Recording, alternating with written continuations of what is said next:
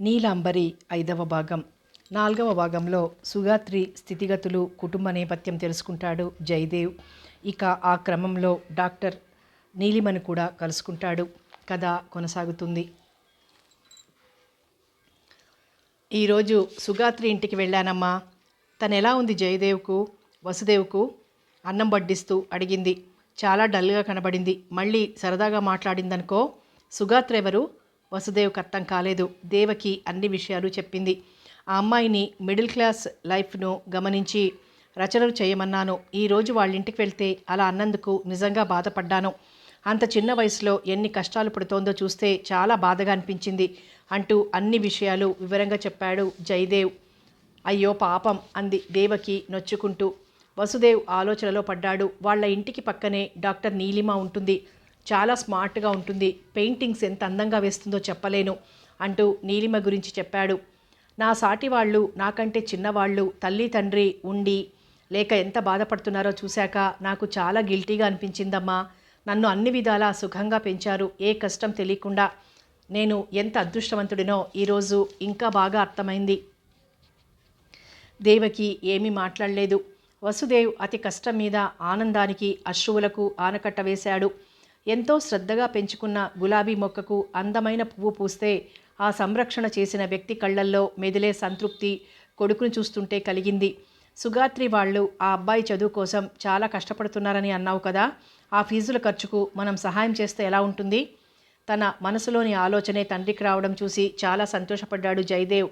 పైకి మాత్రం మనం ఎంతమందికి సహాయం చేయగలం నాన్న? ఈ మధ్యనే కదా స్కాలర్షిప్స్కి డబ్బిచ్చారు అన్నాడు. అలా ఎప్పుడు అనొద్దు వంశీ. చదువుకోవడం కోసం ఎవ్వరు సహాయం అడిగినా ఎంతో కొంత సాయం చెయ్యి. నీ మాట కూడా నిజమే. శక్తిని మించి ఎగరలేం. కానీ ఆ సుగాత్రి గురించి వింటుంటే నాకు నిజంగా బాధగా ఉంది. ఆ వయసులో ఉన్న పిల్లలు హాయిగా ఎంజాయ్ చేయాలనుకుంటారు. తమ సరదాలు తీరలేదనో, పెళ్లి చేయలేదనో, చదివించలేదనో అమ్మా నాన్నను దెప్పే పిల్లల్ని చూశాను. ఈ అమ్మాయి అలా చెయ్యలేదు. కష్టపడైనా చదివించాలని అనుకుని ఆ మాట మీదే ఉంది. తమ్ముడిని కూడా కష్టపడమంటోంది. పరిస్థితిని ఎలా ఇంప్రూవ్ చేసుకోవాలా అని ఆలోచిస్తుంది. అలాంటి వాళ్ళకే మనం సాయం చేయాలి. కాస్త అన్ని డీటెయిల్స్ కనుక్కో. అలాగే నాన్నగారు, మనం ఏదో జాలిపడిస్తున్నామనుకుంటే ఆ అమ్మాయి తీసుకోదు. కాస్త కన్విన్స్ చేసిస్తాను. నీలిమకి ఆ రోజు ఎందుకో చాలా సంతృప్తిగా అనిపించింది. ఇన్ని రోజులు స్తబ్దంగా గడిచిన జీవితంలో ఒంటరితనం, యాంత్రికత ఉన్నాయి. కానీ ఈరోజు జయదేవ్ వచ్చి వెళ్ళాక మనసు ఆనందంతో నిండిపోయింది. తన బొమ్మలపై అతను చేసిన విమర్శ, తనకు గుర్తింపు రావాలన్న అతని తపన గుర్తొస్తున్నాయి. తనకు తెలిసి తన కోసం ఇంత సిన్సియర్గా ఫీల్ అయిన మొదటి వ్యక్తి డాక్టర్ మాధుర్, రెండో వ్యక్తి సుగాత్రి, ఇప్పుడు జయదేవ్. ఎందుకో మాధుర్తో మాట్లాడాలనిపించి ఫోన్ చేసింది. Yes, Madhur Varma speaking. నేను మాధుర్, నీలిమను. అరే నువ్వా? ఏంటి విశేషం? ఈరోజు గుర్తొచ్చాను. ఏం లేదు, కాసేపు మాట్లాడాలనిపించింది. ఓ న్యూస్ చెప్పనా నీలు? ఇంకో 4-5 నెలల్లో నేను హైదరాబాద్ వచ్చేస్తున్నాను. నిజమా? ఎంత మంచి న్యూస్. అన్నయ్య నర్సింగ్ హోమ్ కట్టిస్తున్నాడు. ఉగాదికో తర్వాతో వచ్చేస్తున్నాను. అయితే నాకు మంచి కాలక్షేపం. ఇక్కడ ఎంత బిజీగా ఉన్నా అప్పుడప్పుడు చాలా బోర్ కొడుతుంది. నాకు కూడా అలాగే అనిపిస్తోంది. ఎప్పుడెప్పుడు వచ్చి నిన్ను చూద్దామా అనుంది. గొంతు నిండా ప్రేమ నింపుకుని అన్నాడు. Thank you. థ్యాంక్స్ ఎందుకు? ఈ లోకంలో పేషెంట్లు కాకుండా నా కోసం ఎదురు చూసేవాళ్ళు ఉన్నారన్న ఆనందం. ఓకే, ఉంటాను, మళ్ళీ మాట్లాడతాను అంటూ రిసీవర్ పెట్టేసింది. ఓ క్షణం మనసంతా తేలిగ్గా అయినట్లుంది. అసంపూర్ణంగా ఉన్న చిత్రాన్ని పూర్తి చేయాలన్న కోరిక ఉన్నా మూడ్ రాలేదు. ఇప్పుడు కాదనుకుని లైట్ ఆర్పి పడుకుంది. నీలిమతో మాట్లాడిన మాధుర్ దిగులుగా కిటికీ దగ్గర నిలబడ్డాడు. ప్రపంచం నిద్రపోయే ప్రయత్నంలో ఉంది. ఎంత ప్రయత్నించినా అతనికి నిద్ర రావడం లేదు. నీలిమ గుర్తొచ్చి భరించరాని అశాంతి కలుగుతోంది. కాలేజీలో చదివిన రోజులు గుర్తొస్తున్నాయి. చాలా రోజులు ఎంఎస్ అని, ఆ చదువని, ఈ చదువని తను కూడా బిజీగా ఉన్నాడు. నీలిమకు ఆంధ్రాకు వెళ్లాలనే కోరిక ఎక్కువ. తనకు ఎక్కడైనా ఒక్కటే అనిపించినా తెలుగు వాళ్ళు కనిపిస్తే చాలా సంతోషంగా ఉండేది. ఎన్నో ఏళ్ళు ఒకే చోట ఉంటే బోర్ అని నీలిమ హైదరాబాద్కు వెళ్ళింది. ఏదో కొన్నేళ్లు పసితనం, ఎంజాయ్మెంట్, ఫ్రెండ్సు, సినిమాలు అని తిరిగినా ఒక్కొక్కరే తనకు దూరమై ఫ్యామిలీ లైఫ్లో బిజీగా ఉంటే తనకు కూడా పెళ్లి చేసుకోవాలనిపిస్తోంది. నీలిమకు పెళ్లి ధ్యాస లేదు. జీవితంలో సాధించవలసినవన్నీ కళ్లకు కనబడి తన గురించి తను పట్టించుకోలేదు. హైదరాబాద్కు వెళ్ళాక తనలో మార్పు వచ్చినట్లు అనుమానంగా ఉంది. ఆరు బయట ఈజీ చైర్లో కూర్చున్నాడు మాధుర్. సుధాంశుని కిరణాలు తాపాన్ని కలిగిస్తున్నాయి. రాత్రి అమృతం తాగి రెప్పపాటు లేక దేవతై కలలు కాపలా కాస్తోంది. మాధుర్ మనసు వెన్నెల్లో నాని విరహంలో రగిలి కర్కసత్వాన్ని పోగొట్టుకుంది. కలలతోటే వెన్నెలంతా వ్యాయమైపోతే నువ్వొచ్చేసరికి మిగిలిందేమిటి అని కవి బాధపడ్డట్లుంది పరిస్థితి. భరించలేని మాధుర్ గదిలోకి వచ్చి జయదేవ్ రాసిన నవల చదవటం మొదలుపెట్టాడు. ఎంత బాగా రాశాడు! ప్రేమకు ఎంత చక్కటి డెఫినేషన్ ఇచ్చాడు! మనసుకు హత్తుకుపోయేట్లు రాశాడు. అదృష్టవంతుడు. తనలాంటి వాళ్లను కొన్ని వేల మందిని అభిమానులుగా కలిగి ఉండడం జోక్ కాదు. జీవితంలో ఎవరో అమ్మాయిని బాగా ప్రేమించి దెబ్బతినే ఉంటాడు. లేకపోతే అంత బాగా రాయగలడా? ఈ ప్రపంచంలో ప్రతి ఒక్కరికి ఏదో ఒక రూపాన మనసుకు దెబ్బ తగలకుండా ఉంటుందా? ఇన్విటేషన్ ఇస్తున్న జయదేవ్ వైపు ఆశ్చర్యంగా చూసింది నీలిమ. ఏమిటి విశేషం? మాకు చెప్పకుండానే పెళ్ళి ఫిక్స్ అయిందా? నవ్వుతూ అడిగింది. వివరాలు ఇన్విటేషన్లో ఉన్నాయి. నీలిమ కార్డు బయటకు తీసి చదువుకుంది. వసుదేవ్ షష్ఠి పూర్తికి రమ్మని ఆహ్వానం. దేవకి వసుదేవులు చాలా మ్యాచింగ్ పేర్లున్న జంట. పేర్లే కాదు, మా అమ్మ నాన్న అన్ని విషయాల్లోనూ మ్యాచింగే. మంచి ఫ్రెండ్స్లా ఉంటారు. ఇంకో తమాషా చెప్పమంటారా? కృష్ణాష్టమి రోజు అర్ధరాత్రి పుట్టానని నాకు వంశీకృష్ణ అని పేరు పెట్టారు. చాలా ఆశ్చర్యంగా ఉందే. ఏ ఇయర్లో పుట్టారు? జయదేవ్ చెప్పాడు. నాకంటే మీరు చిన్నవారు అంది నీలిమ. తప్పకుండా రండి. చాలా తక్కువ మందిని సెలెక్టెడ్ వాళ్ళనే పిలుస్తున్నాం. తప్పకుండా వస్తాను. సుగాత్రి పక్కనే ఉందిగా, ఇద్దరం కలిసే వస్తాం అంది నీలిమ. పీటల మీద కూర్చుని ఉన్న దేవకి వసుదేవులకు ప్రజెంటేషన్ ఇచ్చిన నీలిమ దేవకి వైపు చూడసాగింది. ఇదేమిటి? ఈవిడలో అమ్మ పోలికలు కనబడుతున్నాయి. వయసు మీద పడ్డ ముఖం చక్కగా ఉంది. నెరసిన జుట్టుకు రంగేస్తే అమ్మ ఫోటోలాగే ఉంటుంది. ఏదో యాంత్రికంగా మాట్లాడుతున్నా దేవకిని నిశితంగా గమనిస్తోంది నీలిమ. ఎంత కాదనుకున్నా మనసు సమాధాన పడటం లేదు. దేవకి దేవిక కాస్త తేడా అంతే. మనిషి రూపురేఖలు ఒకేలా వినబడే పేర్లు. అంతా ఆశ్చర్యంగా ఉంది. తను అనవసరంగా ఆలోచించే అలవాటును ఎక్కువ చేసుకుంటూ ఉంది అనుకుంటూ ఫంక్షన్ చూడసాగింది. వసుదేవ్ కళ్ళల్లో నలక పడింది. ఎంతకీ పోకపోతే దేవకి వసుదేవ్ కళ్ళల్లో నలక ఊదింది. ఆ దృశ్యం చూసిన జయదేవ్ కెమెరాలో బంధించాడు. అతనికి కుమార సంభవములోని శ్లోకం చుంబనాదలక చూర్ణ సంహితం అనేది గుర్తొచ్చింది. శంకరుడు పార్వతిని చుంబిస్తే ఆమె ముంగురుల్లోని వాసచూర్ణం అతని లలాట నేత్రంలో పడుతుంది. ఆ కంటి నలుసును ఊదివెయ్యమని అతను తన కంటిని పద్మసుగంధం గల పార్వతి ముఖమారుతానికి దగ్గరగా తీసుకెళ్తాడు. ఇంత వయసొచ్చినా ఇద్దరు ఎంత కళగా చక్కగా ఉన్నారు కదూ నీలిమా అంది సుగాత్రి. అవును, మేడ్ ఫర్ ఈచ్ అదర్లా ఉన్నారు. కొంతమంది వయసు వచ్చే కొద్దీ ఏజ్కి తగ్గ అందం వస్తుంది. పరిశీలనగా వాళ్ళిద్దరినీ చూస్తూ అంది నీలిమ. సుగాత్రిని నీలిమను అమ్మకు నాన్నకు పరిచయం చేశాడు జయదేవ్. చాలా సంతోషమమ్మా, మీరిద్దరూ వచ్చినందుకు ఆప్యాయంగా అంటున్న దేవకి ఇద్దరికీ నచ్చింది.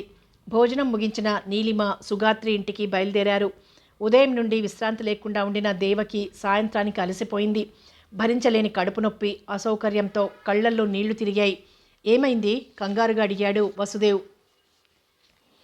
నన్ను డాక్టర్ దగ్గరికి తీసుకెళ్ళండి. మరేమీ మాట్లాడకుండా ఆమెను డాక్టర్ దగ్గరికి తీసుకెళ్లాడు.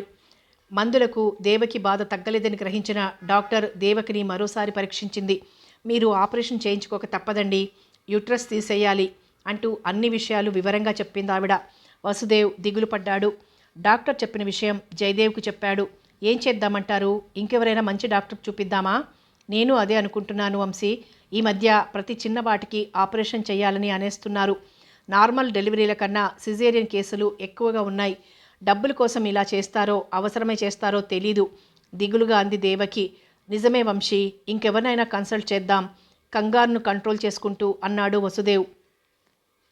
ఆలోచిస్తున్న జయదేవ్కు నీలిమరావు గుర్తుకొచ్చి వెంటనే ఫోన్ చేశాడు. హలో నీలిమ గారా? జయదేవ్ని మాట్లాడుతున్నాను. నమస్కారం. ఏమిటలా ఫోన్ చేశారు? అమ్మకు ఆరోగ్యం బాగాలేదు. ఒక గైనకాలజిస్ట్ను చూపించాం. ఆపరేషన్ చేయాలంది. ఆ విషయం మీతో మాట్లాడాలి. రేపు హాస్పిటల్కి తీసుకురండి. వర్రీ కావద్దు. థ్యాంక్స్ అండి అని చెప్పాడు. ఉదయం హాస్పిటల్కి వచ్చిన దేవకిని జాగ్రత్తగా పరీక్షించింది నీలిమ. రిపోర్ట్లన్నీ చదివింది. మీరు ఆపరేషన్ చేయించుకోవాలమ్మా. యూటరస్ తీసేస్తే మీకు ఏ అనారోగ్యం ఉండదు, లేకపోతే లేనిపోని కాంప్లికేషన్స్ వస్తాయి, క్యాన్సర్కి దారి తీస్తుంది. దేవకి డల్గా అయింది. ఆపరేషన్ వల్ల ఇంకే ప్రాబ్లమ్స్ ఉండవు కదా అంది. ఏమీ ఉండవు, నేనున్నాను కదా, ప్రాబ్లం ఎందుకు వస్తుంది? కేసు డీటెయిల్స్ రాసుకోవాలి, కాస్త నేను అడిగే ప్రశ్నలకి జవాబులు చెప్పండి. మీ పేరు దేవకి? దేవిక వినబడినట్లు ప్రశ్నించింది. అవును. దేవకి. మీకు మొదటి కాన్పు ఎప్పుడు జరిగింది? జనవరి 1, 1950. ఏ టైంలో జరిగింది? ఉదయం 6 గంటలకు. ఆడపిల్ల మగపిల్లాడా? ఆడపిల్ల. కాదు బాబు. నీలిమ ఆవిడ వైపు చూసింది. దేవకి మొహంలో ఒకలాంటి ఉద్వేగం, నార్మల్గా ఉండేందుకు చేసే ప్రయత్నం స్పష్టంగా కనబడుతోంది. తలదించుకొని జవాబులు నోట్ చేసుకుంటోంది నీలిమ. మీకు మొత్తం ఎన్ని కాన్పులు జరిగాయి? డెలివరీ ఒక్కసారి జరిగింది, రెండోసారి అని ఆగిపోయింది. రెండోసారి కాన్పు కాలేదా? అబార్షన్ జరిగింది. కారణం ఏమిటి? పడటం, దెబ్బ తగలడం అలాంటివి జరిగాయా మిస్క్యారేజీకి? అబార్షన్కు మధ్య ఉండే భేదం తెలియని జనం అన్నింటికీ అబార్షన్ అంటారు. అందువల్ల అనుమాన నివృత్తి కోసం అడిగింది. దెబ్బ తగల్లేదు, అబార్షన్ చేశారు. చేశారా? చేయించుకున్నారా? నేను చేయించుకోలేదు, చేయించారు. అంటే అబార్షన్ చేయించడం మీకు ఇష్టం లేదా? దేవకి మౌనంగా ఉండిపోయింది. అబార్షన్ చేయించుకోవడానికి కారణం? సారీ, పర్సనల్ విషయాలు కూడా చెప్పాలా? చూడండమ్మా, మీరొక పేషెంట్. డాక్టర్ దగ్గర ఏ విషయమూ దాచకూడదు. బలవంతంగా చేసుకుంటే అది వేరే, కానీ గర్భం నిలవకుండా పడిపోవడం వేరే. వీటికి మెడికల్ రీజన్స్ ఉంటాయి. అందుకోసం అడుగుతున్నాను. మీరు నాతో సహకరిస్తే మీకే మంచిది. ఆపరేషన్ చేయించుకునేది మీరే కదా?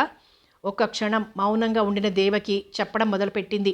మా వారి వంశంలో మెంటల్లీ రిటార్డెడ్ పిల్లలు పుట్టిన సందర్భాలున్నాయి. అందుకోసం ఎంసీఓ సింథసిస్ చేయించుకున్నాం. డాక్టర్ అబార్షన్ చేయించుకోమని సలహా ఇచ్చింది. ఓ క్షణం తలెత్తి చూసింది నీలిమ. మీ మొదటి బిడ్డ ఎలా ఉండేది? అంటే కాళ్ళు చేతులు సక్రమంగా లేకపోవడం, మాటలు రాకుండా పిచ్చి ధోరణిలో చేయడం అలాంటివి గమనించారా?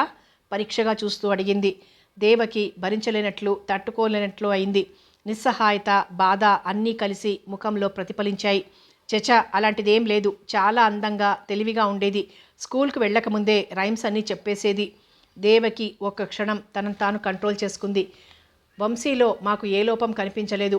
వయసుకు మించిన తెలివితేటలు కనబడేవి. మొదటి కాన్పుకు మాకు ఎంనియోసెంటసిస్ గురించి తెలీదు. అదృష్టవశాత్తు వంశీ మామూలుగా ఏ లోపాలు లేకుండా పుట్టాడు. రెండోసారికి జాగ్రత్త పడ్డాం. ఐసీ, చాలా మంచి పని చేశారు. ఆ తర్వాత మీకు పిల్లలు పుట్టలేదా? లేదు, ఇంకోసారి కాన్పు రాకుండా జాగ్రత్త పడమన్నారు. అందుకే ఆపరేషన్ చేయించుకున్నాను. అబార్షన్ ఎక్కడ చేయించుకున్నారు? గవర్నమెంట్ హాస్పిటలా, ప్రైవేట్ హాస్పిటలా? Private hospital. డాక్టర్ పేరు రాసుకుంటూ అడిగింది. రజనీ వైద్యనాథన్. మీ మొదటి కాన్పు జరిగింది ఎక్కడ? గవర్నమెంట్ హాస్పిటలా, ప్రైవేట్ హాస్పిటలా? ఈ ఊర్లోనే జరిగింది, ఉస్మానియా హాస్పిటల్. తనకు కావలసిన సమాధానాలు రాబట్టాక దేవకి వైపు చూసి నవ్వింది నీలిమ. చూడండమ్మా, మీరు ఆపరేషన్ చేసుకున్నాక ఏ ఇబ్బందులు ఉండవు.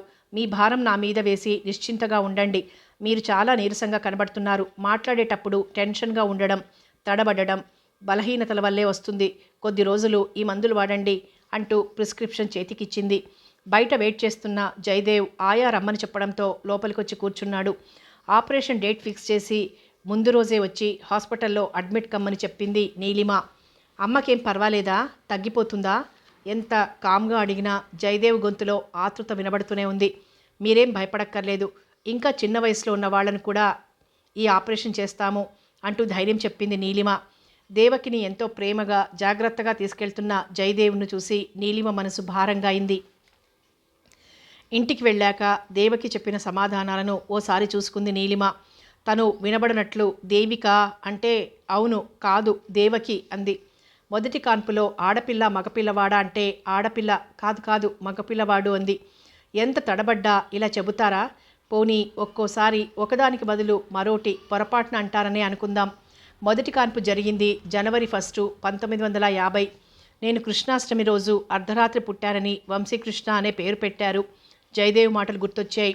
ఏ ఇయర్ అంటే 1964 అని చెప్పాడు. కృష్ణాష్టమి జనవరి 1వ తేదీ రాదు కదా. రెండోసారి అబార్షన్ చేయించారట. అది ఎంనియోసెంటసిస్ చేయించుకున్నాక. 1960-62 ప్రాంతాల్లో ఎంనియోసెంటసిస్ ఇండియాలో లేదు. కడుపులో ఉన్న బిడ్డలో లోపాలు ఉండవచ్చనే ముందు జాగ్రత్తతో ఎంనియోసెన్సిస్ చేయించడం వంటిది 1980లో అందరికీ బాగా తెలిసింది. కంగారుతో తెలివిగా తనకు అబద్ధం చెప్పాను అనుకుంది. ఒక డాక్టర్ చెవిలో క్యాలీఫ్లవర్ పెట్టే ప్రయత్నం. పుట్టింది కొడుకైతే చాలా అందంగా తెలివిగా ఉండేది అని చెప్పింది. అబార్షన్ చేయించిన డాక్టర్ పేరు రజనీ వైద్యనాథన్ అంది. వైద్య లేక వైద్యనాథన్? ఒకరు మహారాష్ట్రియన్, మరొకరు మద్రాస్. ఆలోచనలు ఎంతకీ తగడం లేదు. రాత్రి భోంచేశాక పడుకుందామని బెడ్రూంలోకి వెళ్ళింది. నిద్ర రాలేదు. బొమ్మ పూర్తి చేయాలనిపించింది. కుంతి కుమారి ముఖాన్ని పూర్తి చెయ్యాలి. ఎలా ఆ ఫీలింగ్స్ను వెయ్యాలనే ప్రశ్నకు సమాధానంగా బాధ, నిస్సహాయత నిండిన దేవకి మొహం కళ్ళెదుట కనబడింది. చకచకా పూర్తి చేసింది. బొమ్మకు ఫైనల్ టచెస్ ఇచ్చి ఒకసారి అన్ని యాంగిల్స్లో చూసుకుంది. బొమ్మ చాలా బాగా వచ్చిందన్న సంతోషాన్ని మనసులోని విషాదం మింగేసింది. తెల్లారింది. హాస్పిటల్ డ్యూటీ లేదు, కానీ తను చేయవలసిన పని చాలా ఉంది. 1984లో కృష్ణాష్టమి ఏ రోజు వచ్చింది? ఇది తెలియాలంటే ఏం చెయ్యాలి? ఏ లైబ్రరీకో వెళ్ళి పేపర్లు తిరిగేయాలి. అంత దూరం వెళ్లకుండా ట్రై చేయగలదా? త్వరగా తయారై సుగాత్రి ఇంటికి వెళ్ళింది. ఆమె తండ్రి రామారావు ఇంట్లోనే ఉన్నారు. కాస్త చిన్న పని ఉందండి. ఈ సంవత్సరం కృష్ణాష్టమి ఎప్పుడొస్తుందండి? రామారావు గబుక్కున పంచాంగం తీసి చూశాడు. ఫలానా రోజని చెప్పాడు. వెంటనే నీలిమకు ఓ ఐడియా వచ్చింది. మీ దగ్గర పాత పంచాంగాలున్నాయా అంది. నా దగ్గర 1980 వరకు ఉన్నాయమ్మా. ఇంకెవరి దగ్గరైనా పాత పంచాంగాలు దొరుకుతాయా అండి? రామకృష్ణ శాస్త్రిని నాకు తెలిసిన ఆయన ఉన్నాడమ్మా. ఆయన జాతకాలు చూస్తాడు. జాతకాలు లేని వాళ్ళకి పుట్టినరోజు, టైము, సంవత్సరం చెబితే జాతకాలు వేసిస్తాడు. ఆయన దగ్గర 100 సంవత్సరాల నాటి పంచాంగాలు కూడా ఉన్నాయని విన్నాను. అక్కడ దొరకొచ్చు. మీరేమీ అనుకోకపోతే నాతో కాస్త వస్తారా? రామారావు తయారయ్యాక ఇద్దరూ ఆటోలో వెళ్లారు. జాతక చక్రం వెయ్యాలని 1964న కృష్ణాష్టమి రాత్రి 12 గంటలు అని చెప్పింది. శాస్త్రి గారు పాత పంచాంగాలు తిరిగేశారు. ఇంతకు కృష్ణాష్టమి అన్నారా, వైష్ణవ శ్రీకృష్ణ జయంతి అన్నారా? అనుమానంతో అడిగాడు శాస్త్రి గారు. నీలిమ ఇబ్బందిలో పడింది. కృష్ణాష్టమి అన్నారండి. రెండింటికి ఏమిటండి భేదం అంది. తిథి ప్రకారం చేస్తే కృష్ణాష్టమి అంటారు. రోహిణి నక్షత్రం ప్రకారం చేస్తే వైష్ణవ శ్రీకృష్ణ జయంతి అంటారు. నీలిమకు ఏమీ తోచలేదు. వాళ్ళు ఆ వివరాలు చెప్పలేదండి అంది. మరి సరిగ్గా తెలియకుండా జాతక చక్రం ఎలా వెయ్యను అన్నారు శాస్త్రి గారు. ఓ క్షణం ఆలోచించిన నీలిమ, అష్టమి ప్రకారం వచ్చిన డేటు, వైష్ణవ జయంతి ప్రకారం వచ్చిన డేటు ఇవ్వండి, వాళ్ళని కనుక్కొని మళ్ళీ చెప్తాను అంది. తనకు కావాల్సింది డేట్లే కానీ జాతకం కాదు. తన పనయ్యాక ఇంటికొచ్చిన నీలిమ భోజనం ముగించి మళ్ళీ స్కూటర్లో బయలుదేరింది. హాస్పిటల్కు చేరేసరికి ఉదయం 10 గంటలైంది. ఉస్మానియా హాస్పిటల్లో తెలిసిన స్టాఫ్ విష్ చేశారు. పాత రికార్డులు వెతికే వ్యక్తికి కాస్త డబ్బిచ్చి రికార్డ్సు బయటికి తీయించింది. 1960లో జనవరి 1 జరిగిన డెలివరీ కేసుల్లో దేవకి పేరు లేదు. 1964లో తను శాస్త్రి గారి దగ్గర నోట్ చేసుకున్న తారీఖుల్లో ఒక దాంట్లో అష్టమి తిథి ఉన్న రోజు అర్ధరాత్రి పుట్టిన పిల్లలు 3 ఉన్నారు. 2 తల్లుల పేర్లు, తండ్రుల పేర్లు దేవకి, వసుదేవ్ కాదు. 3వ డెలివరీ కేసు ప్రైమీ కేసు, మొదటి కాన్పు. పేషెంట్ పేరు విమల, భర్త పేరు వసుదేవ్. పుట్టింది అబ్బాయి. ఆ రోజు ప్రసవించిన ఆడవాళ్ళ పేర్లను ఒక్కటి వదలకుండా చూసింది. జేబున్నీసా, మెహరున్నీసా, చాంద్ బీబీ లాంటి పేర్లే 90% వరకు ఉన్నాయి. దేవకి పేరు కనబడలేదు. ఇంకేదైనా హాస్పిటల్లో దొరకొచ్చు, కానీ తను ఎన్ని హాస్పిటల్స్ వెతకాలి? హఠాత్తుగా నీలిమకు గుర్తొచ్చింది. ప్రతి హాస్పిటల్ జననాల సంఖ్య మున్సిపల్ కార్పొరేషన్కి పంపిస్తుందని. నీలిమ స్కూటర్ మున్సిపల్ ఆఫీస్ వైపు వెళ్ళింది. లీగల్ మ్యాటర్ కోసం బర్త్ సర్టిఫికేట్ కావాలని, ఇన్ఫర్మేషన్ కోసం రికార్డ్స్ చూడాలని క్లర్క్తో చెప్పింది. ఒక సర్జన్ను, సభ్యతను పర్సనల్ పని కనుక ఓవర్ టైం పేరుతో ఇచ్చిన విటమిన్ ఎం నోటును చూసి రికార్డ్స్ హుషారుగా కదిలాయి. 1960 జనవరి 1వ తేదీన పుట్టిన పిల్లలకు దేవకి, వసుదేవుల పేరుతో ఉండే తల్లిదండ్రులు లేరు. 1964న కృష్ణాష్టమి డేట్ రోజున పుట్టిన పిల్లల్లో ఒక బాబు తండ్రి పేరు వసుదేవ్, తల్లి పేరు విమల. హాస్పిటల్లో తను చూసిన పేరు అదే. వైష్ణవ కృష్ణ జయంతి రోజున పుట్టిన పిల్లలకి ఆ పేర్లున్న తల్లిదండ్రులు లేరు. కొండను తవ్వి పట్టిన ఎలక మనసును కొరుకుతోంది. ఎవరి విమల? విమలకు వసుదేవ్కు ఎలాంటి సంబంధం ఉంది? దేవకిని చేసుకుని విమలను వదిలేశాడా? ఆలోచనలతోటే ఇల్లు చేరింది. స్నానం చేసి రిలాక్స్ అవుతుంటే సుగాత్రి స్వీట్ ప్యాకెట్తో వచ్చింది. నీకో గుడ్ న్యూస్ అంది సంతోషంగా. ఏమిటి చాలా హుషారుగా ఉన్నావు? ఈరోజే కరుణా నర్సింగ్ హోమ్ నుండి అపాయింట్మెంట్ ఆర్డర్ వచ్చింది. రిసెప్షనిస్ట్ జాబ్ అని నీకు చెప్పాను కదా, అదే సంతోషంగా చెప్పింది సుగాత్రి. చాలా మంచి న్యూస్, ఆల్ ద బెస్ట్. వచ్చే నెల ఫస్ట్ నుండి రమ్మన్నారు. ఒక టెన్షన్ తగ్గింది. ఈ రోజంతా ఏం చేశావు? జయదేవ్ గారు కొత్త నవల పంపించారు, అది చదువుతూ కూర్చున్నాను. ఎంత బాగుందో చెప్పలేను. నిజంగా అంత బాగుందా? అయితే చదవాలి. నేను చదివేశాను, తెచ్చిస్తానుండు అంటూ ఇంటికెళ్ళి నవలతో తిరిగొచ్చి నీలిమకిచ్చింది. ఈరోజు హాస్పిటల్ డ్యూటీ లేదా? లేదు, నవల చదువుకుంటాను. ఇప్పటి వరకు జయదేవ్ రచనలే చదవలేదు. వస్తానక్క, అమ్మకు సాయం చెయ్యాలి. సుగాత్రి వెళ్ళింది. వెళ్తున్న సుగాత్రిని చూసి పిచ్చి పిల్ల ప్రేమగా అనుకుంది నీలిమ. జయదేవ్ ప్రసక్తి రాగానే సుగాత్రి కళ్ళు మెరవడం తన దృష్టి దాటిపోలేదు. కళ్ళు మూగవే కానీ వాటికి ఉండే భాష నోటికి రాదు. ద్వేషాన్ని, క్రోధాన్ని, అసహ్యాన్ని కళ్ళు దాచుకోగలవు, కానీ ప్రేమ, అభిమానాన్ని మాత్రం ప్రదర్శించకుండా ఉండలేవు. చీకటి రూమ్లో స్విచ్ వేయగానే లైట్ వెలిగినట్లు ప్రేమించిన వ్యక్తి కనపడగానే నల్లటి కనుపాపలు ఎంత వెలుగుతో నిండుతాయని, చీకటిగా ఉన్న మనసులో రేడియంలా వెలిగే ఈ ప్రేమను ఎందరిలోనో చూసింది. ఎంతో విలువైన దీనికోసం అందరూ వెతుకుతారు. తనకు ఈ రేడియో రెడీమేడ్గా దొరుకుతుంటే దాన్ని రేడియో యాక్టివ్ రేస్గా అనుకుంటూ అవాయిడ్ చేసిందా ఏమో. ఇప్పుడు మాత్రం అది రేడియం డైల్ వాచ్లా కాలం కరిగిపోతోందని స్పష్టంగా చూపిస్తోంది. ఇక కాలాన్ని కరగనివ్వను. భోజనం ముగించి నవల చదవడం మొదలెట్టింది. నవల చదివినంతసేపు ప్రపంచాన్ని మర్చిపోయినట్లయింది. సగానికి పైగా చదివింది. తెలుగు నవలలు చదవడం అంత అలవాటు లేక చాలాసేపు చదివిన ఫీలింగ్ వచ్చి షెల్ఫ్లో పెట్టి రేడియో ఆన్ చేసింది. ఛాయాగీత్లో మంచి పాటలు వస్తున్నాయి. ఈ మనసెప్పుడు కంటికి కనబడకుండా వేటాడబడే స్వర్ణహరిణం. శరీరం మహాభినిష్క్రమణం చేసే వరకు దీన్ని మాధుర్యమో, ప్రేమో, ద్వేషమో, దుఃఖమో, అశాంతో వేటాడుతూనే ఉంటాయి. తుజే చందా मै समझूंगा మగర్ ఇస్మే మేబీ భాగ్ హై. ఆ పాట ఎన్నో జ్ఞాపకాలను వెలికితీస్తోంది. నిన్ను ప్రేమిస్తున్నాను అని ఎదుట నిలబడి చెప్పలేక మాధుర్ తన చేతికి క్యాసెట్ ఇస్తూ ఇందులోని మాధుర్యంలో మాధుర్ ఉన్నాడనేది మర్చిపోకంటూ గబగబా వెళ్ళిపోయాడు. క్యాసెట్ ప్లే చేయగానే ఆ పాట వినబడింది. ఇద్దరూ పాత హిందీ సినిమా పాటల్లోని సాహిత్యాన్ని గురించి తెగ మాట్లాడుకునేవారు. ఒంటరితనంలో రాత్రిపూట 11 వరకు వివిధ భారతి వింటూ మేలుకొని ఉండేది. పాట పూర్తి కాగానే లైట్ వేసి ఫోన్ ఒళ్ళో పెట్టుకొని కూర్చుంది. రాత్రి కావడంతో పూనాకు వెంటనే లైన్ దొరికింది. హలో అన్నాడు మాధుర్ కాస్త విసుగ్గా. నేను నీలిమను. నీలు అన్నాడు పరవశంగా. ఏం చేస్తున్నావు? ఏం లేదు, మొదటి ప్రేమ పత్రాన్ని కాదు ప్రశ్నపత్రాన్ని గుర్తు చేసుకుంటూ పడుకున్నాను. నువ్వు? ఆ క్వశ్చన్ పేపర్కి జవాబులు ఇచ్చే మూడ్లోకి వస్తున్నాను. విశేషాలేంటి నీలు అన్నాడు. ఎన్నో భావాలు ఎదలో సందడి చేస్తుంటే. ఏం లేవు, అన్నీ నువ్వే చెప్పాలి. గ్రహం బెల్ మనుషులకిచ్చిన వరం ఫోన్ అనే పరికరం. కొన్ని వేల మైళ్ళ దూరంలో ఉండే వ్యక్తులను కొన్ని నిమిషాల్లో కలపడం ఓ అద్భుతం. ఇంత వసతి ఉన్న మనసు చిత్రంగా ప్రవర్తిస్తుంది.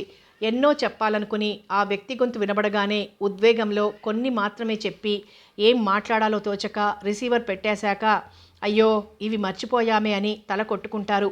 నీలు అలా అని మనసు తీయగా కొయ్యడం నీకెవరు నేర్పించారు? I'm a very good surgeon no. అల్లరిగా నవ్వింది. You are a bad surgeon, I know that. ఈ మాట ఎవ్వరూ అనలేదు. శరీరాన్ని కోసి కుట్లు వేయడం అందరూ చూస్తారు కనుక అనరు. కానీ మనసును కోసి ఆయువు పట్లను ముడేయకుండా వెళ్తావని నాకు మాత్రమే తెలుసు. మాధుర్, కవిత్వం రాస్తున్నావా? నీకేం తెలుసు? ప్రేమలో పడ్డవాడు కవి అవుతాడనే సూక్తి ఎప్పుడైనా విన్నావా? సూక్తి వినలేదు కానీ పాటలో విన్నాను. మే షాయర్తో నహి మగర్ ఏ హసీ అబ్సే దేకా మేనే తుమ్కో షాయరీ ఆగయి. వా క్యా బాత్ హై. ఆపరేషన్ టేబుల్ దగ్గరికి ఈరోజు వెళ్ళలేదా? లేదు, ఇప్పుడే డైనింగ్ టేబుల్ దగ్గర నుండి వస్తున్నాను.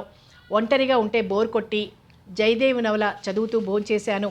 అయినా నేను ఆపరేషన్ టేబుల్ దగ్గరికి వెళ్ళలేదని నీకెలా తెలుసు? నిన్ను నువ్వు అర్థం చేసుకోకపోయినా నిన్ను నేను బాగా అర్థం చేసుకున్నాను కదూ, అందుకు. ఓ క్షణం నీలిమ మనసులో ప్రేమ వెల్లువలా పొంగి వచ్చింది. ఏం చెప్పాలో తెలియలేదు. ఇంతకు జయదేవ్ నవలలు చదవాలనే జ్ఞానం నీకెలా కలిగింది? పక్కింట్లో సుగాత్రని ఓ పిల్ల ఉందిలే, జయదేవ్ ఫ్యాన్. ఆ పిల్ల చెప్పి చెప్పి ఈరోజు చదివాను. నీకు బ్రెయిన్ వాష్ చేసిందంటే ఆ పిల్ల చాలా తెలివిగలదనుకోవచ్చు. ఇన్నేళ్లు స్నేహం చేస్తే ఆ పని నేను చెయ్యలేకపోయాను. ఆ పిల్ల చాలా తెలివి కలది, కానీ బ్రెయిన్ వాష్ చేయించే చనువు తీసుకోదు. ప్రేమగా చెప్తుంది అంతే. నేను కూడా ప్రేమగానే కదా చెప్పాను. అయినా సరే తెలుగు పుస్తకాలు, ఇంగ్లీష్ నవలలు ఏ రోజు చదవలేదు. ఇప్పుడు కూడా చదివి ఉండేదానిని కాదు. జయదేవ్ పరిచయం కాకుండా ఉంటే.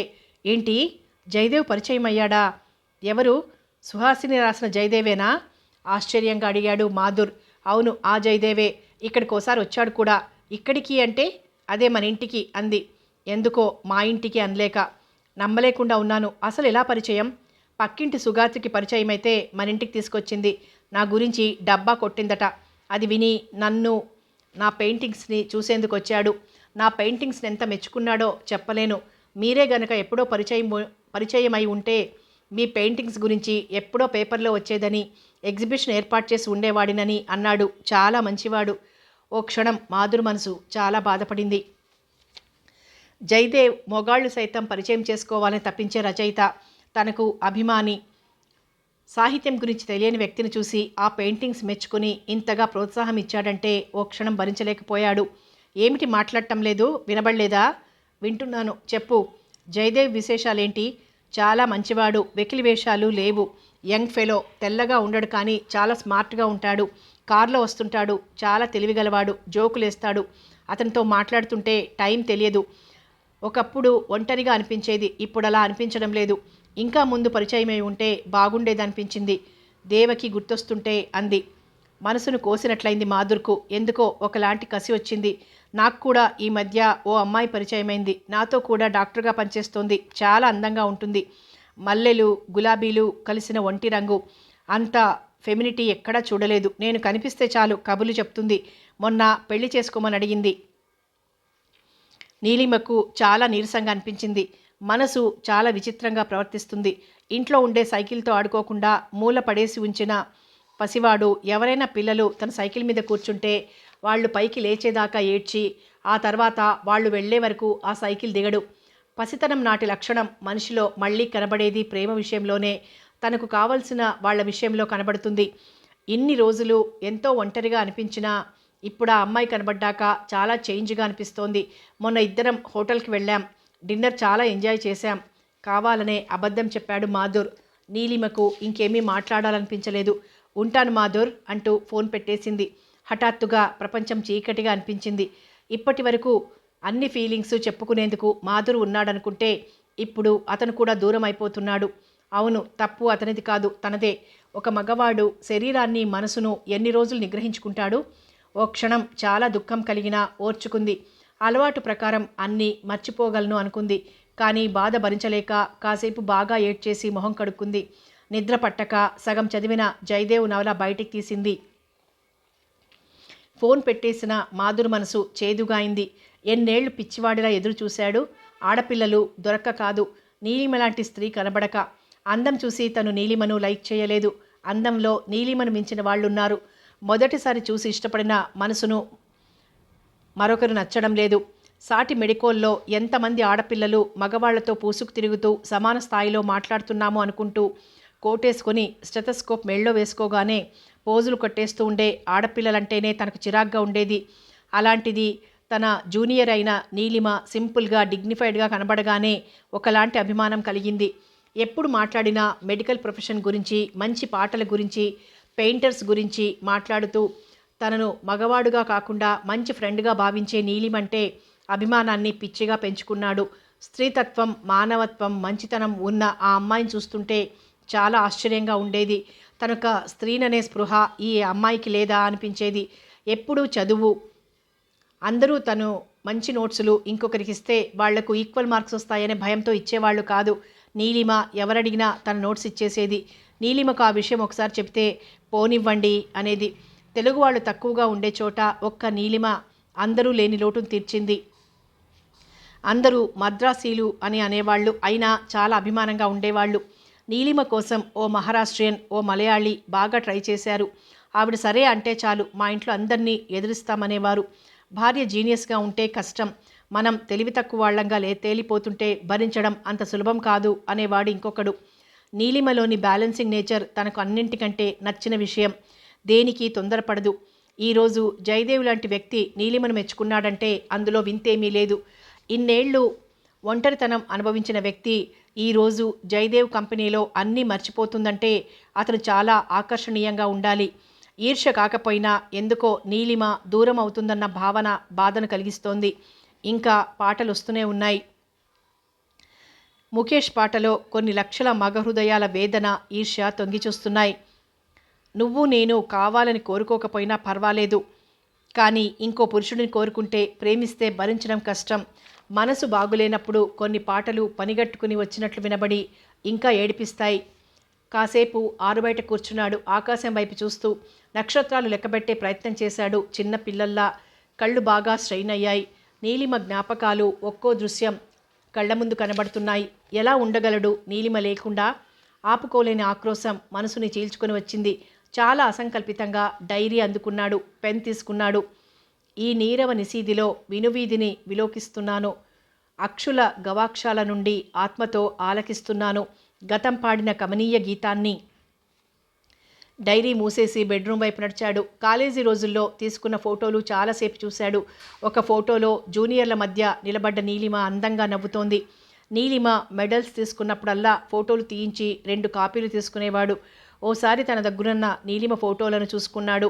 మోడెస్టీ అన్న పదానికి మోడల్గా ఉంది. అచీవ్మెంట్ వల్ల ఆత్మవిశ్వాసం వస్తుందని, అహంకారం రాదని నీలిమ లాంటి వాళ్ళు నిరూపిస్తారు.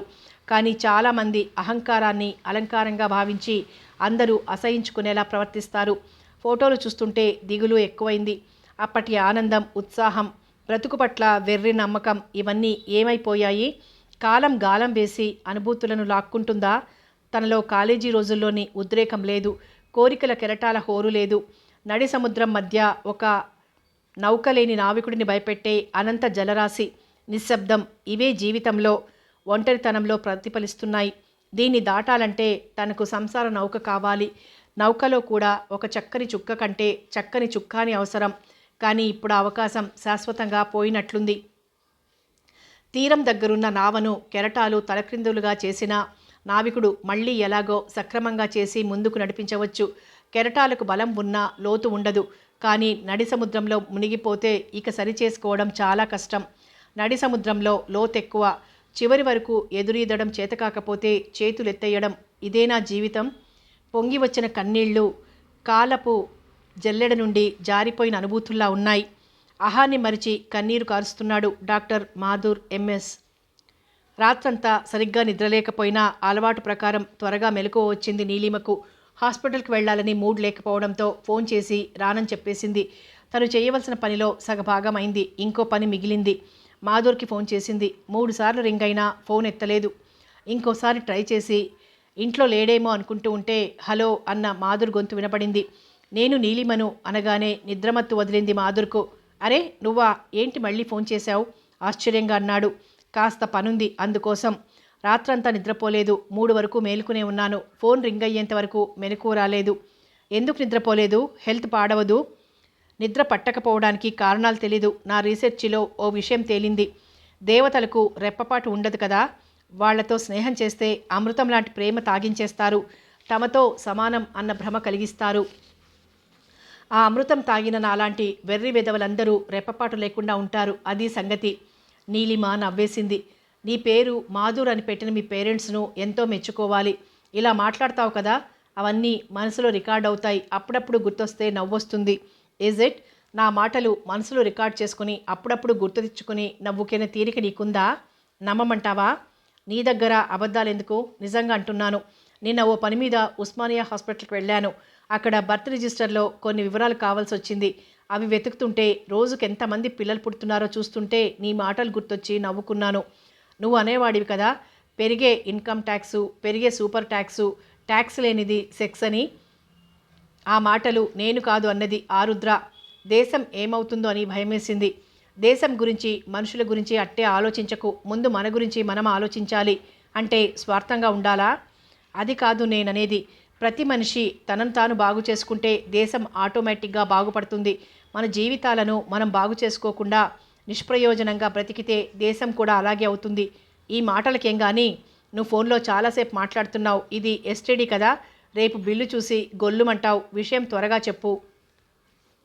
మనకు చాలా ఇష్టమైన వాళ్ళతో మాట్లాడేటప్పుడు కూడా బిల్లు గురించి ఆలోచించాలా? నేను నీతో మాట్లాడేందుకు ఎంత డబ్బైనా కడతాను. ఈ ప్రపంచంలో నా ఫీలింగ్స్ చెప్పుకునేందుకు నువ్వు తప్ప ఇంకెవరున్నారు? 2 ఆపరేషన్ల డబ్బు ఈ బిల్లు కట్టుకుంటాను, ఓకే? మాధుర్కి సంతోషంతో మాట రాలేదు. వెంటనే తేరుకున్నాడు. సరే, ఏదో పనుందని చెప్పావు, ఏమిటది? చెప్తానుండు. ఇంతకు నువ్వు హాస్పిటల్కి వెళ్తున్నావా లేదా? వెళ్ళడం లేదు, ఈ రోజంతా రెస్టే. నేను కూడా రాత్రంతా నిద్రపోలేదు. జయదేవ్ నవల చదువుతూ కూర్చున్నాను. అసలు పుస్తకాలు చదవందానివి అతని నవల అంతసేపు చదవగలిగావా? చాలా బాగా రాశాడు. పూర్తిగా చదివేంత వరకు పడుకోలేకపోయాను. చాలా గ్రిప్పింగ్గా రాశాడు. అతని గ్రిప్లోకి నువ్వు కూడా వెళ్ళావన్నమాట. ఈసారి అతను వస్తే నవల అమృతం అని చెప్పు, సంతోషిస్తాడు. 10 రోజుల తర్వాత వాళ్ళ అమ్మగారికి నేనే ఆపరేషన్ చేస్తున్నాను. ఈసారి హాస్పిటల్కి వస్తే చెబుతాను. ఆపరేషన్ కూడా నీ చేత చేయించుకుంటోందో ఆవిడ? చాలా మెస్మరైజ్ చేసినట్లున్నావు.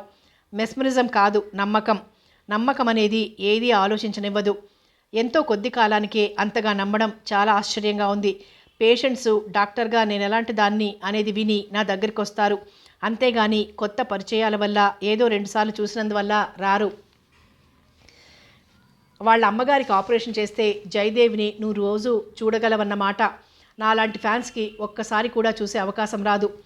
నువ్వు ఇక్కడికి వస్తావు కదా, అప్పుడు పరిచయం చేస్తాను. ఏమో, వచ్చినప్పుడు కదా. అదేమిటి, ఇక్కడికి పర్మనెంట్గా వస్తానన్నావు కదా? అన్నాను. ఆలోచించుకోవాలి కదా. నా ఫియాన్సీ ఇష్టప్రకారం చేస్తాను. ఆవిడ పూనాలో ఉందాం అంటే పూనాలో, హైదరాబాద్లో ఉందామంటే హైదరాబాద్లో. ఓ క్షణం మనసు కలుక్కుమంది నీలిమకు. పెళ్ళయ్యాక హనీమూన్కైనా రాక తప్పదు కదా, అప్పుడు పరిచయం చేస్తాను జయదేవ్తో. యంగ్ ఫెలో అన్నావు, వయసు ఎంత ఉంటుంది? 28. చాలా ఖచ్చితంగా చెప్తున్నావు. ఆ విషయాలు కూడా మాట్లాడుకున్నారా? అన్ని విషయాలు మాట్లాడుకున్నాం. జయదేవ్ కలం పేరు, నాకంటే చిన్నవాడు. అలాంటి తమ్ముడు ఉంటే ఎంత బాగుంటుందని అనిపిస్తూ ఉంటుంది. మాధుర్కి ఓ క్షణం సంతోషంతో గుండె వేగంగా కొట్టుకుంది. అసలు విషయం చెప్పు, అనవసరంగా డబ్బు వేస్ట్ అవుతుంది. డబ్బు గురించి మాట్లాడకు. అయినా ఇంకెన్ని రోజులు మాట్లాడతాను ఇంత ఫ్రీగా? నీకు పెళ్ళైపోతే మీ ఆవిడొస్తే నేను ఇలా మాట్లాడలేను కదా. మీరు బిజీ, నేను నా పేషెంట్లు మామూలే. అబ్బా, త్యాగరాణిగా మిగలాలనుకుంటున్నావా? త్యాగరాణి ఏమిటి? త్యాగరాజుకు స్త్రీలింగం. నువ్వు కూడా ప్రాపంచిక విషయాలు వదిలేసి ఏ తంబురో మేటుకుంటూ మఠంలో కూర్చుంటావా? ఆడబ్రతుకు అంత అదృష్టం కూడానా? నేను ఏ మఠంలోనో తంబురా మీటుకుంటూ కూర్చుంటే కళ్ళు గీటుకుంటూ ఏ ఒక రౌడీ ముఠా తయారవుదా? పురుళ్ళు పోసుకుంటూ ఉంటే పుణ్యము పురుషార్థము వస్తాయి. మాధుర్ పెద్దగా నవ్వేశాడు. నువ్వు కూడా మాట్లాడడం బాగా నేర్చేసుకున్నావు. సహవాస దోషం ఇన్ఫెక్షన్లా వ్యాపిస్తుంది కదా. సరే, అసలు విషయం చెప్పు. నాకు ఓ ఇన్ఫర్మేషన్ కావాలి Madhur. Hello hello, line cut అయింది. అసలు విషయం తప్ప మిగిలినవన్నీ మాట్లాడింది. ఓ 5 నిమిషాలు ప్రయత్నించాక లైన్ దొరికింది. లైన్ కట్ అయింది మాధుర్ అంది. అందుకే హరికథలు చెప్పకుండా బ్రీఫ్గా మాట్లాడుకుంటారు. నాకు ఓ ఇన్ఫర్మేషన్ కావాలి మాధుర్. పూనాలో పుట్టిన ఓ పేషెంట్కి కొన్ని లీగల్ ప్రాబ్లమ్స్ ఉన్నాయి. ప్రాపర్టీకి సంబంధించిన విషయం. దానికి బర్త్ సర్టిఫికేట్ కావాలి. స్కూల్లో వేసేటప్పుడు ఏడాది ఎక్కువ వేసి చెప్పారట. అందువల్ల టీసీలో కరెక్ట్గా లేదు. వాళ్ళు పూనాకు వచ్చే స్థితిలో లేరు. ఊరు కొత్త, భాష ప్రాబ్లం, ఫైనాన్షియల్ ప్రాబ్లం. కాస్త మున్సిపల్ కార్పొరేషన్కి వెళ్ళి బర్త్ సర్టిఫికేటు పంపిస్తావా? నువ్వు పర్సనల్గా ఆఫీస్ రిజిస్టర్లో ఆ పేర్లు ఉన్నాయో లేదో తప్పకుండా చూడు ప్లీజ్. ఆ పని చేయగలవా? తప్పకుండా వెళ్తాను. తల్లి పేరు తండ్రి పేరు ఏమిటి? తల్లి పేరు దేవకి, తండ్రి పేరు పురుషోత్తంరావు, సర్నేమ్ శ్రీపాద్. మాధుర్ వెంటనే నోట్ చేసుకున్నాడు. ఇంతకు నీ పేషెంటు డేట్ ఆఫ్ బర్త్ చెప్పలేదు. గుర్తు చేశాడు. ఆవిడ ఒరిజినల్ డేట్ ఆఫ్ బర్త్ జనవరి 1, 1960 అని డౌట్. టీసీలో జనవరి 14, 1959 అనుంది. ఈ 2 డేట్సు ఆఫీస్లో ఎంక్వైరీ చేసి ఏది కరెక్టో తెలుసుకోవాలి. డీటెయిల్స్ నాకు ఫోన్లో చెప్పు. సర్టిఫికెటు పోస్ట్లో పంపించు. Sorry for the trouble. తప్పకుండా పంపిస్తాను. ఇంకా విశేషాలేమిటి? నువ్వే చెప్పాలి. గర్ల్ ఫ్రెండ్ని పెళ్లి చేసుకోబోతున్నావు కదా, ఆ అమ్మాయి విశేషాలు చెప్పు. పెళ్ళెప్పుడో చెబితే నా కేసులన్నీ ఎవరికైనా అప్పగించొస్తాను. నువ్వు రాకుండా నా పెళ్లి జరుగుతుందా? ఆ అమ్మాయి గురించి నాకంటే నీకే బాగా తెలుసు. ఆవిడ చదువు, ఐడెంటిఫికేషన్, ఆలోచనలు. నీలిమ నవ్వేసింది. జోక్స్ చాలు కానీ నాకు అంత బాగా తెలిసిన అమ్మాయి ఎవరబ్బా? పూనాలో నాతో పాటు చదివిందా? అవును, నీకు బాగా తెలిసిన అమ్మాయే. పేరేమిటి? నీలిమ. ప్రస్తుతం నాతో మాట్లాడుతోంది అంటూ ఫోన్ పెట్టేశాడు. నీలిమకు ఓ క్షణం ఏమీ అర్థం కాలేదు. ఆ తర్వాత అర్థమై మనసు ఉద్వేగానికి లోనైంది. మాధుర్ నిన్న అలా చెబితే నిజంగా వేరే అమ్మాయి ఉందనుకుంది. ఎంత ఏడ్పించాడు. ఒకలాంటి సంతోషం, గుండెదడ. ఆపరేషన్లు చేసేటప్పుడు తను కొత్తలో కూడా అంత భయపడేది కాదు. ఎంతో అనుభవం ఉన్నట్లు ఆపరేషన్ చేస్తోందని సీనియర్ సర్జన్లు మెచ్చుకునేవాళ్ళు. కాస్త టెన్షన్కు గురైనా మొదలుపెట్టిన తర్వాత ఆ టెన్షన్ పోయేది. ఇప్పుడు పెళ్ళంటే అలాగే ఉంది. అందరికీ అలాగే ఉంటుందా? ఆపరేషన్ కోసం వచ్చిన పేషెంట్ ఏమైపోతానో అని దిగులుపడి, మళ్ళీ ఈ లోకంలోకి వస్తానా అని అధైర్యపడి, అశాంతితో అనస్థీషియా ఎప్పించుకొని, ఆపరేషన్ తర్వాత స్పృహలోకి వచ్చి తన భయాలు తలుచుకొని నవ్వుకుని, పోస్ట్ ఆపరేటివ్ కాంప్లికేషన్స్ ఉంటే ఎదుర్కొని డిశ్చార్జ్ అయి వెళ్ళినట్లు, ఆడపిల్ల కూడా భయపడుతూ అత్తగారింటికి వచ్చి తన జీవితాన్ని మొగుడు చేతిలో పెట్టి, తర్వాత తన భయాలన్నీ ఊహలే అనుకొని నవ్వుకొని, ఏ పుట్టింటికో వెళ్ళినప్పుడు జోకులేసుకుంటూ హాయిగా ఉంటుందా? చెప్పలేం. ఆపరేషన్ సక్సెస్ అయ్యేది సర్జన్ తెలివితేటల మీద, పేషెంట్ తలరాత మీద. ఒక ఆడపిల్ల సంసార జీవితం సక్సెస్ అవ్వాలంటే ఆవిడ మీద సర్వహక్కులు కలిగిన భర్త ట్రీట్మెంట్ మీద. అంతేనా? కొన్ని ఆపరేషన్లు సక్సెస్ఫుల్ అవుతాయి, కొన్ని కావు. కొన్నింటికి తర్వాత కాంప్లికేషన్స్ వస్తాయి. వైవాహిక జీవితం కూడా ఇంతే. ఆపరేషన్ టేబుల్కు వెడ్డింగ్ బెడ్కు తేడా ఏమిటి? చిచి, ఇలా ఆలోచించకూడదు. ఈరోజు హాయిగా రిలాక్స్ అయి కొత్త బొమ్మ మొదలు పెట్టాలి. నీలిమ తీరిగ్గా స్నానం చేసి రాగానే ఫోన్ మోగింది. ఎమర్జెన్సీ కేసు వచ్చిందని అర్జెంటుగా హాస్పిటల్కి రమ్మని నర్స్ చెప్పింది. ఓ క్షణం విసుగ్గా అనిపించింది. మళ్ళీ పేషెంట్ ఎలా ఉందో అనే జాలితో అలసటను మర్చిపోయి హాస్పిటల్కి వెళ్ళింది. రాత్రి 10 గంటలు దాటింది. నీలిమ కొత్త చిత్రాన్ని వేసే ప్రయత్నంలో ఉంది. యశోదాకృష్ణను వెయ్యాలని కోరిక. అంతకుముందు వాళ్ళిద్దరిది వేరే సందర్భాన్ని వేసింది. ఫోన్ మోగింది. హలో నీలిమ, నేను మాధుర్ని. ఓ నువ్వా? పూనా నుండా? లోకల్ కాలా? పూనా నుండే చేస్తున్నాను. లైన్ చాలా క్లియర్గా ఉంది. ఏమిటి విశేషాలు? యథాలాపంగా అడిగింది.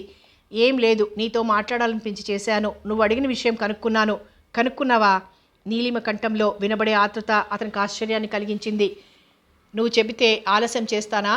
సర్టిఫికేట్ మళ్ళీ పంపిస్తాను. సరే కానీ నువ్వు చెప్పిన డేటు, టైము, తండ్రి పేరు కరెక్ట్గానే ఉన్నాయి. తల్లి పేరు మాత్రం కరెక్ట్గా లేదు. ఏమని ఉంది? ఆతృత ఆపుకోలేకపోతోంది. నువ్వు దేవకి అని చెప్పావు కదా, రిజిస్టర్లో దేవికా రాణి అని ఉంది. డేట్ ఆఫ్ బర్త్ జనవరి 1, 1960. అదే కరెక్ట్. చాలా క్లియర్గా ఉన్న లైన్లో ఆ బలమైన నిట్టూర్పు చాలా స్పష్టంగా వినపడింది. చాలా సంవత్సరాలు తప్పించి శ్రమించి ఓ నిజం తెలుసుకున్న తర్వాత ఆశ, నిరాశ, మనసులోని బరువు ఇవన్నీ కలిసి తన భావాన్ని తెలిసే భాష. లింగ్విస్టిక్స్ అనబడే భాషాశాస్త్రం భాషల పుట్టు పూర్వోత్తరాలను పరిశీలిస్తే భాష రానప్పుడు మనిషి జస్పర్స్తో, సైగలతో మాట్లాడుకునేవాడని తెలిసింది. బహుశా వాటితోనే బ్రతికి ఉంటే ప్రపంచంలో భాషల గురించి ఇన్ని దెబ్బలాటలు వచ్చి ఉండేవి కావేమో. ఏ ఫొనెటిక్స్కి, గొప్ప మాటలకు అందని కొన్ని భావ ప్రకటనలు, భాషా ప్రకటనలు మనిషి శరీరంలోనే నిక్షిప్తం చేయబడటం ఒక వింతగా అనిపిస్తుంది. ప్రపంచంలోని ఏ మూల, ఏ మనిషిని చూసినా కన్నీళ్లు, కలలు, నవ్వులు, ఏడుపు, ఊర్పులు, నిట్టూర్పులు అన్నీ ఒకటే. అయినా మనుషులు ఒకరికొకరు అర్థం చేసుకోరు. ఆ నిట్టూర్పు మాధుర్కు చాలా ఆశ్చర్యాన్ని కలిగించింది. నీలిమ మాట్లాడలేదు. వెంటనే జవాబివ్వలేదు. ఏమిటి ఆలోచిస్తున్నావు? ఇంకేమైనా వివరాలు కావాలా? నీలిమ తేరుకుంది. ఇంకేం లేదు, థ్యాంక్ యూ అంటూ ఫోన్ పెట్టేసింది. తనకింకా మాట్లాడే అవకాశం ఇవ్వకుండా నీలిమ అలా ఫోన్ పెట్టేస్తుందని అనుకోని మాధుర్ కాస్త బాధపడ్డాడు. తను కష్టపడి అన్నీ కనుక్కొని చెప్తే అలా నిర్లక్ష్యంగా ఎందుకు చేసింది? ఫోన్ బిల్ ఎక్కువ వస్తుందని తను 2 సార్లు అన్నాడు. అందుకోసం క్లుప్తంగా మాట్లాడిందా? నీలిమ అలా చెయ్యదు. డబ్బు కోసం వెనకాడదు. కథ కొనసాగుతుంది.